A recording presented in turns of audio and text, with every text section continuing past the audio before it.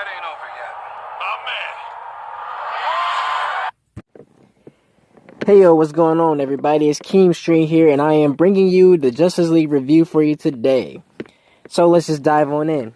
So I thought the movie was pretty good. I thought the movie was great actually. I thought that the villain was Steppenwolf. I think that he wasn't meant to be like as big of a role as most people was expecting.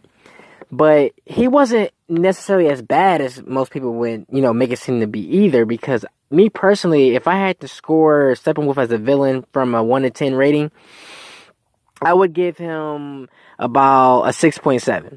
And I give him a 6.7 because, like I said, I just don't think that he was meant to just play a big role. Because the movie was mainly about the Justice League members coming together, like the core members.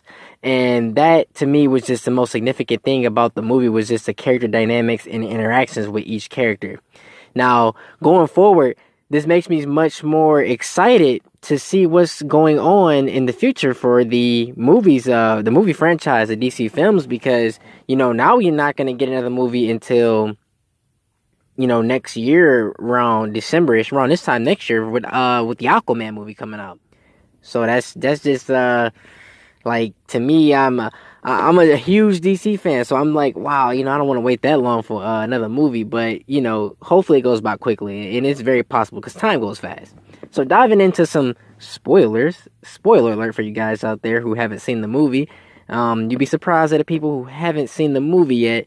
So just letting you know, being warned right now, spoiler alert. Okay, so now that we got that out the way, the movie opened up, of course, with Batman, doing his usual thing, stopping crime. He pretty much used a guy that was basically robbing a thief at the beginning of the movie. He used him to lure in a parademon, which he already knew about because of Lex Luthor notes that, and pretty much he's been in Lex Luthor's business a lot. He's been, stealing a lot of his information and things like that. So that's pretty much why Batman knows everything that Lex Luthor knows, is because, he's been pretty much all in Lex Luthor's business. And which to me makes the most sense, rather than Batman just, oh, I just know. It's kind of like, where did you get the information? Okay, he got it from Lex Luthor. That to me makes more sense, than anything right now, because he wouldn't know about a lot of these outworld things, because Lex Luthor is a scientist. He owns his own corporation as far as, dealing with that kind of stuff. And he also owned the Kryptonian ship at one point before he went to jail. So it makes sense. Then, after that, him and Alfred kind of talks a little bit over the little earplugs thing, the ear devices that they use to communicate with each other. And he pretty much tells him that the parademons, are, it's like an attack coming, like the, outworld space things, creatures and things like that. And they fast forwarding a little bit, going over to, we meet up with Wonder Woman. And Wonder Woman in this movie was just so great. Like, she was just so great. She just had a lot of just empowering, badass moments in this movie, and I just can't tell you enough how much I love Wonder Woman in this movie, and also how much I love all the characters in the movie, because Cyborg did a pretty good job too, and Aquaman did a great job. Ezra Miller as a Flash did a great job, and the actors, let me just list them off here. We got Ben Affleck as Batman, Gal Gadot as Wonder Woman, Ezra Miller as Flash, Jason Momoa as Aquaman, and Ray Fisher as Cyborg. I almost said Victor Stone. But yeah, they were just great, and pretty much Steppenwolf, jumping over to Steppenwolf again, he pretty much got exiled from Apocalypse. That's basically the purpose of... It's still not really clarified, a lot of things with the power of the mother boxes, because he pretty much stole them from the Amazons and Themyscira. He stole them from the Atlanteans, which, by the way, is the reason why Aquaman joins the team. And he also is after the humans for theirs. And the thing about that is, the fact is, Cyborg is the mother box. You know what I'm saying? Cyborg basically is the mother box, the third mother box, which is the one that were for the humans. It's interesting to see, because now Cyborg is in a position to where he has to, make, decisions because, you know, people forgot some people forgot, not everybody, but some people forgot that, he was destined for greatness in his life. He had a whole life ahead of him. He had, football, he had school, he was very intelligent, and all that got stripped away from him because of his accident, in which caused him to turn into that cyborg due to the shift in that mother box that his father used to bring him back. And that was just great, saying like how he saying how the mother box technology can do that to people and stuff like that, which is referencing to a certain someone I'm gonna bring up in shortly in this video, and that is also catching up with the Flash, and Flash is visiting his dad in prison. Pretty much like the CW Arrowverse Flash. His father was falsely accused for the murder of his wife, and also Barry Allen's mother.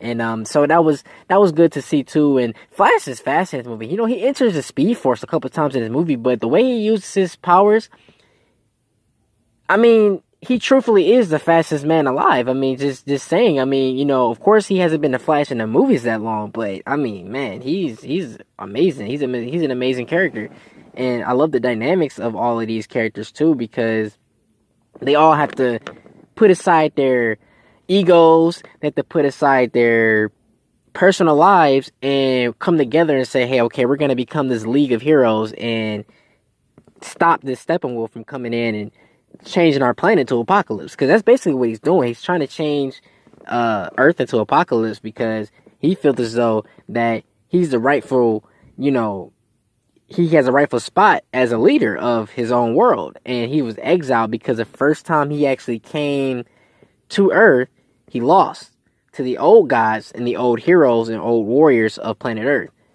Then he comes back again. And I like that scene, even though you can tell there were certain scenes that were cut short and cut out of the movie. It was kind of not disappointing, but it was just kind of like a craving. Like I wanted more of these scenes and more of these, interactions with these characters and the story. Because, I mean, now that we're not gonna get a movie for another while, it's kind of like, it's gonna be very hard to be patient for something like this, because this movie was just so good. It was good. It was a great movie. But yeah, like I said, when Wonder Woman was telling Batman about the history of Steppenwolf, that was a great scene, because we saw a Green Lantern. And we saw Green Lantern in that scene. And even though it was shortly, spoiler alert again, he died. The Lantern that they showed died. It was an alien version. It wasn't a human version, like Hal Jordan or John Stewart or nothing like that.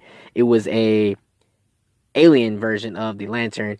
And he was killed. He was killed very quickly. But what the cool thing about it is, it did the very Lantern ring thing, comic booky thing to do, and that was the ring floating off the host and flying, zipping around Steppenwolf and flying off to find another host, find another a ring holder for the Lantern ring. That was good to see, because now we do know that lanterns exist in this universe, and we know that we will be getting one, very very soon, or at least in the next few movies or so we'll be getting one. And one thing too was the one of the characters in the movie that was shooting lightning bolts at the parademons in Steppenwolf was a lot of people seem to feel like it could have been like Zeus, Hercules, or Shazam the Wizard.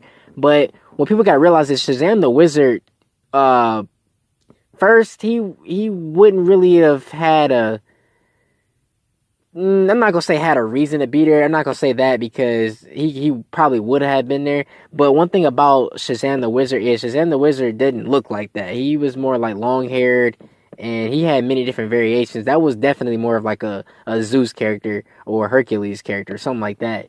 Because Shazam the Wizard just didn't quite look like a Shazam the Wizard. If most people have read the Shazam books and like the origin story of how he got his powers and met the actual wizard, you could tell like that wasn't him, because he looks way different.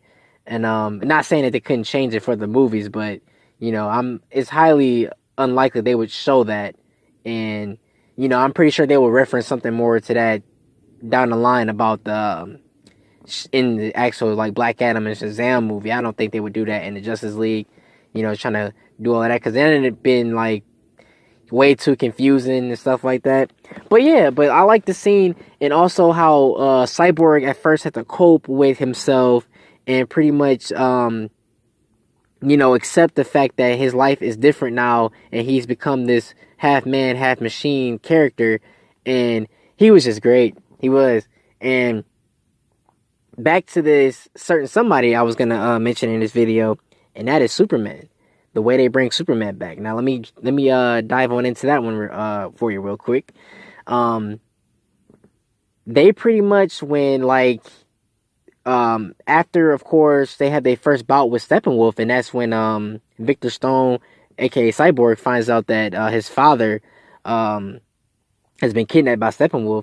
He pretty much they pretty much have to regroup after that because it was a moment, speaking on a moment in that movie, Aquaman had a badass moment before the actual surfboarding, the parademon scene, and that was when the water, is when they're in the Gotham Harbor when they first met up. They're under the Gotham Harbor and he's just swimming through that, and after Atlantis gets invaded, he pretty much just dives in that water and comes out with that Triton thing that he has, and he just slams it down on the ground and controls the water long enough for Batman, Wonder Woman, and Flash to escape. And also Cyborg is using the Nightcrawler that Batman had too to help out. And that's another thing too. Batman, a lot of people felt like he would have been useless in this movie and stuff like that. But truth be told, I feel like Batman played a very, very great role. Like Batman played a very good role. Like he played a role that he needed to play, and that was the father of the group. Pretty much, he kept the mastermind plans going. And a lot of times, even when he was like, in the movie where he said this is not the plan, and Alfred would say stuff like, yeah, this is the plan. The team is the plan, pretty much. I mean, if it wasn't for Batman, it probably wouldn't have came together at first, and if all of them trying to fight him individually, they all would have died. Trust me, they would have. But that's just the dynamic of this character interactions and the reason why they needed each other. So that was very, very unique to see. And but again, touching back on Superman, after they had their first bout with Steppenwolf all together as a team, they regroup and they talk about bringing Superman back to life because I'm pretty sure in the scene that they cut, Batman had already been studying or looking up something like maybe that hologram, maybe of a Kryptonian in the trailers that we've seen. I'm pretty sure that was the way that he was thinking about bringing him back to life, but they used the mother boxes to bring Superman back. And that's very interesting because, again, Cyborg was, kept alive that way. So, Kryptonian bodies don't decay and stuff like that, especially with the sunlight rays that they have, coming in. Their bodies don't decay, and Batman mentioned that. And they use that, and actually Flash is the one that electrocutes the box as soon as it hits Superman's body to bring him back. And that actually is very, very interesting because you see that, Flash for one is he has more power than just super speed. It's like like that energy that flows around him. Two, Cyborg uses his technology powers to activate the Kryptonian ship that they take Superman's body in to further advance the process, of course. And but at first, not Batman, but Wonder Woman and Aquaman, kind of didn't agree with it, but Aquaman did agree with it at first, but then he kind of got chills and said, you know what, maybe I'm wrong, maybe it is a bad idea.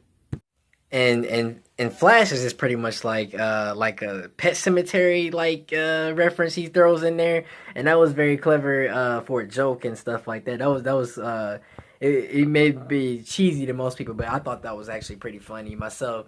And I had a kick out of this movie too. It had a lot of jokes in it, a lot of lighthearted moments, things like that. Just a way to show the characters that they could have, you know, these moments and still be who they are at the same time. And that was just a great thing for me to see that movie, especially with like family, friends, and stuff like that. It was a great experience. And to be honest, I mean, like I said, the movie got flaws to it, but the way people, you know, criticize it, I just be looking like it's not that bad. You know, it's not nearly as bad as a lot of people like to try to make it seem to be. But you know, you gotta like what you like for you. You can't always go by what other people, you know, tell you, because they're gonna always want you to hate on something that they just want to be bad. Like people just want stuff to be bad. I don't know why, but that's just how things work. People want a lot of things to be bad, so don't really, you know, pay attention to that stuff and just, you know, like what you like and, you know, enjoy whatever you want to enjoy. So moving on, when Superman came back, he was pissed. That guy was pissed off, man. He kicked the Justice League's ass, and I'm only kind of speeding through this a little bit because I don't want the video to be too long for you guys. But he kicked the Justice League's ass. Even Flash was moving to the point to where he couldn't even, usually people can't see Flash moving because he's so fast, but Superman is just looking at him like,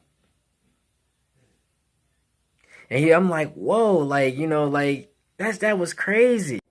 And to just be able to see a Superman that was kind of dazed and confused because he was just brought back to life, I thought that was very interesting to see how that situation would play out, because a lot of people thought that he would be back, you know, dark side and be controlling them and being evil and stuff like that. But you know, come to find out, it was just he was just didn't know really what was going on, and he really didn't recognize people. You know, he recognized Batman, but he remembered the bad stuff with Batman. He didn't remember anything good that they had together. So he's like, pretty much just stomps out the Justice League characters, all of them, Aquaman, Wonder Woman, and Flash. He really couldn't catch the Flash, but he did bump the Flash, and Flash went flying a little bit, and he headbutted the crap out of Wonder Woman. I'm gonna just say that right now. He headbutted the crap out of Wonder Woman. I mean, she went to the ground, even though she was holding back. She could hang with Superman, but she can't hang with Superman. So she went to the ground, and Batman comes up saying, "No, hey, I said earlier I had the big guns, you know, and earlier in the movie he said he had the big guns." Most people thought it was kryptonite. But it was Lois Lane. But before they bring in Lois Lane, he grabs Batman by the chin and his face, and just like, I know you and stuff like that, and you won't let me live, you won't let me die, and he's like, tell me something, like, do you bleed and stuff like that? Referencing back to Batman versus Superman, which, I know a lot of people had a problem with that movie too, but again, that's the hate. But anyways, that was just crazy. And I'm like, oh snap, like, what's he gonna do? Like, you know what I'm saying? Like, what's gonna happen? Like, how can they stop him? They ain't gonna use kryptonite or nothing like that. Then Lois Lane comes in, and I'm like, yeah, okay, that's perfect, because Lois Lane is the love of his life. If he don't remember anything else or don't care about anything else, he cares about Lois Lane. I mean, in the comics, in the movies, cartoons, Lois Lane is his life. I mean, nobody can deny that. Nobody can say that's a cop out or like a lazy or anything like that, because it's everywhere. It's comics, cartoons, movies, everything. If everything doesn't matter to Superman, Lois Lane is that one thing that is always going to matter to him. And that was even in the Injustice storyline. Lois Lane, always on his mind. And in the main continuity, Lois Lane, always in his mind. So it was just a great way to just put that in there. And, I'm glad they did it the way they did it. And, hopefully they continue to keep, bringing in some great moments like this. Even though that one scene where he was like, yeah, I'll take that as a yes. That scene was cut. I can admit that scene was cut. But they did still do the actual scene where they went back to the Kent farm, because the Kent farm is foreclosed. So, and we'll get to what happens with that later too. But the Kent farm is foreclosed, and they went back there and had their little talks, and Lois Lane is like, Bruce needs you and stuff like that. And, it was like, hey, I owe him one. He did bring it back to life and stuff like that. And Superman's like, I owe him one. So that was just real cool to see with Superman. And I'm loving how Superman is he's more like about life now. He's just like, I'm not going to dwell on this stuff anymore. You know, I've already struggled. I'm tired of struggling. I don't want to struggle anymore. I want to be at peace. I want to smile. I want to be happy. I like that attitude that he has now. Like, he just wants to be happy, and he doesn't have to be sad all the time, because that really, really brings out the realness and the authentic, you know, feel for the characters, the movies, and even a real life perspective, because people struggle all the time. Like, people don't want to just be miserable and stuff like that. So I thought with his character, I thought that character arc for him in this movie was just great in the way they bring him back, and people didn't expect that. People really didn't expect that. People just thought, oh, he's going to be in here for 15 minutes, and, you know, he's never going to smile. He's never going to be the Superman that we want. But even this, we did get it. It's not enough, because he was going for a lot of the movie. He still was going for the majority of the movie. But the time that we had with him was great, because he's not struggling anymore. He's not that sad guy anymore. He's this guy with all this power that can be happy now for once in his life, can be just completely happy now. You know, and that's the Superman that we wanted to see. Even though I liked the last version too, because I felt like when we got to this moment, that would have been a great character arc for him, and we got it. And the way, you know, Zack Snyder has done it since Man of Steel, and even Zack Snyder and Joss Whedon doing it in this movie now, it was great, and I enjoyed the whole ride since the first Man of Steel movie, and it was just great. So I mean, I'm a very appreciative DC fan when it comes to that. Even the Batman's character arc that Ben Affleck's Batman had, great character arc, and I felt like all of these moments were necessary, because there are many different versions of these characters. So when you show character arcs and either them going good or going dark or going bad or coming back to seeing the light again, it makes sense, because there's different versions of the characters. And, you know, just the jokes with, you know, Flash, and the awesome elements with Aquaman and Cyborg. Cyborg did a great job in this movie. Superman, Gal Gadot, amazing. Gal Gadot is amazing. Ben Affleck, amazing. Jeremy Irons, great. You know, all the characters, they were just great, and I really had a great time with this movie once again. Especially, you know, mentioning again, you know, going to go see it with people too, like, you know, friends, family, stuff. It's great. You know, it's just great. Great experience all around. And, you know, going into that final battle with the group with, you know, Batman, Aquaman, Wonder Woman, Cyborg, Flash, they all had their doubts, you know what I'm saying? But they felt like, you know, it had to be done. And if they was going to die, they were going to die together, fighting together. And I just love that. That was just great. Like, you teaming up with your best buds, or, you know, brothers and sisters or something like that. And y'all all get together, group up, and you say, hey, if we have to do this, at least we get to do it together. That's just a great moment. Who doesn't like stuff like that? You know what I'm saying? It was just great. It was great.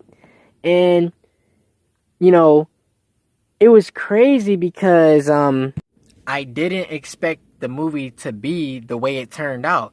And also, sorry if it's kind of a little dark in here. I gotta switch the scenery for a second.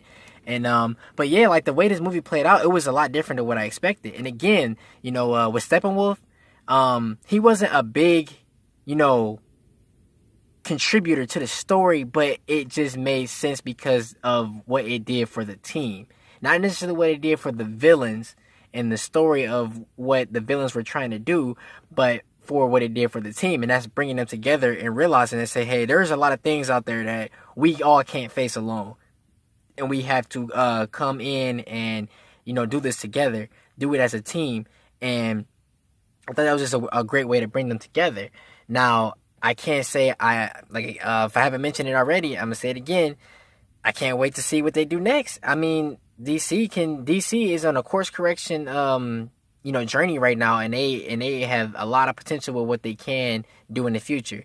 So and as a villain, and touching more on Steppenwolf, because I feel like I haven't talked about Steppenwolf enough in this video. But touching more on Steppenwolf as a villain, I would give him like a 7. I'd give him a solid 7 out of 10. 7 out of 10. He definitely needed some work. He definitely wasn't a big, you know, role. I mean, you know, of course, some CGI scenes in the movie in general too were kind of messed up too a little bit, but I ignored it because, I mean, I'm not saying I'm ignoring it because I'm just a huge DC fan and I don't, you know, care about the crazy stuff that they do, because I just know what trouble the movie was in during the time it was filming. And everything always can't be perfect. And I'm pretty sure that as time goes on and they see the things that people are starting to gradually like and like more often, I'm pretty sure they will, fix these problems that they have. So, just got to be patient with them. So, and as a movie as a whole, out of 10, I would give it a 8.8. 8.8 out of 10. It was great, near perfect to me. The Superman stuff was great. All the character stuff was great, from Jason Momoa to Gal Gadot, Ezra Miller, Ray Fisher, Ben Affleck, Jeremy Irons, Henry Cavill. All great. And even the guy that voiced Steppenwolf was great too. He was real good too. I enjoyed the voiceover. So I'm gonna jump into the post-credit scenes for you guys really quick too. Also, the Flash and Superman scene. The Flash and Superman scene. They had their race. That classic comic book moment. The race they had. That was phenomenal. It was like watching AJ Styles out here, compete in a WWE wrestling match, or just a wrestling match in general. It was great. It was phenomenal. It was definitely great. And I just felt like a lot of people just got all, just happy when they saw that. And it was great because Superman is that, he's that charmer now. He's that Boy Scout character that everybody been wanting to see. And even though it didn't really matter which version of Superman I got, whether if it was more of the serious one or this happy-go-lucky one, they're both great. They were both good, even though this one can have a lot more fun. So, of course, it's going to be a lot more entertaining because he can have a lot more fun with his personality. So, it was just very good to keep in mind of that. And also, before I get to the last post-credit scene, I wanted to tell you, I forgot about that Aquaman moment where he's surfing the parademon. Man, that part was so sick. It was amazing. It was great. It was all a great experience all around in this movie, man. Like I said, I give it an 8.8 out of 10. And the only reason I'm not giving it a 10 out of 10 is because obviously I said there was certain flaws within the movie and certain plot holes, and with like not plot holes, but like just decisions and routes they took instead of other routes they could have took. But again, that makes me excited for a Wonder Woman 2, a standalone Batman film, a Flash movie, an Aquaman movie, a Man of Steel 2, a Justice League 2, a Suicide Squad 2. I mean, all of this makes me want to see more of those movies now, because now we're going to talk about the end credit scene. Deathstroke. Deathstroke is here. My favorite villain of all time other than the Joker himself. Deathstroke. We see Lex Luthor out of prison now. Whether it was he broke out of jail, which I don't think he broke out because there wasn't no damage done to the prison that he was in. But I think he probably just, got bailed out either kind of like squandered his way out, cheated his way out or something like that, like, blackmailed or bribed or something like that. Of course, it's Lex Luthor. He'll do anything, just like Batman would do anything to save the world. Lex Luthor would do anything to get his way. I mean, he's became, the president before the United States. I mean, it's Lex Luthor out of all people, especially since all the bad stuff he's tried to done to the heroes and people in general. You got to be careful with that. So, once again, 8.8 out of 10 for the movie, 7 out of 10 for the villain, and a 10 out of 10 for the actors and the characters in the movies and stuff like that. Great. It was just a great experience. If you haven't seen it, I recommend going to go see it, because listening to, critics sometimes, and even certain people that just don't, fans that, or even just moviegoers that don't like the movie, you can't always just go by what they say. You have to make up your own mind sometimes when it comes to stuff like this, especially when it's stuff that you like. You don't want to be left out of the experience because of, everybody else's opinion. They're entitled to their opinions, but, form yours as well, too. And once again, I do appreciate if you have tuned in to this video today. And I know I was a little bit late on this video. I had a chance to see it twice now at this point, and that was on a Saturday and a Sunday, and which was November 18th and November 19th. And so yeah, appreciate if you tuned in. And I am KeemStream, and always remember, keep streaming.